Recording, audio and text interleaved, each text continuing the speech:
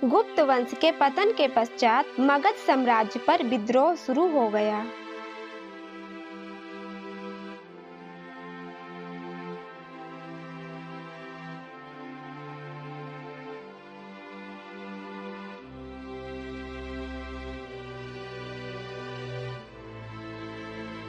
तभी उत्तर भारत में एक सम्राट का उदय हुआ,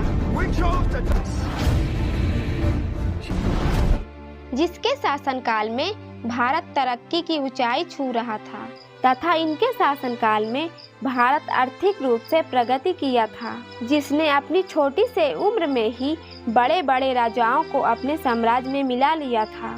और राजा और कोई नहीं, महान सम्राट हर्षवर्धन थे। माना जाता है कि सम्राट हर्षवर्धन की सेना में 1 लाख से अधिक सैनिक थे। यही नहीं, उनकी सेना में 60,000 से अधिक हाथियों को रखा गया था।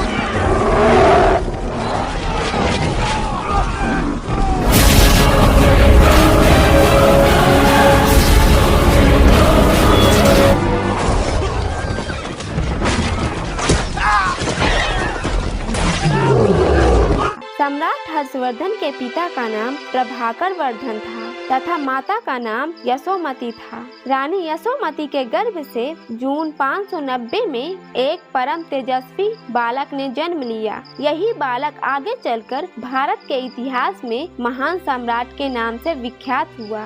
हर्षवर्धन का राजवर्धन नाम का एक बड़ा भाई था, जो हर्षवर्धन से बहुत प्रेम करते थे। इनके पिता प्रभाकर वर्धन की मृत्यु के पश्चात राजवर्धन राजा हुए, परंतु मालवा नरेश, देवगुप्त और गौड़ नरेश शशांक की संधि में राजवर्धन की हत्या कर दी गई। बड़े भाई की हत्या के बाद हर्षवर्धन को 16 वर्ष की आयु में 606 ईस्वी में राज्यपाट सौंप दिया गया। खेलने कूदने की उम्र में हर्षवर्धन को अपने बड़े भाई हत्यारे शशांक के खिलाफ युद्ध में उतरना पड़ा। हर्षवर्धन तथा भास्कर वर्मा के बीच मित्रता हो गई। मित्रता हो जाने से शशांक का बंगाल स्थित राज्य पूर्व में भास्कर वर्मा से तथा पश्चिम में हर्षवर्धन से घिर गया।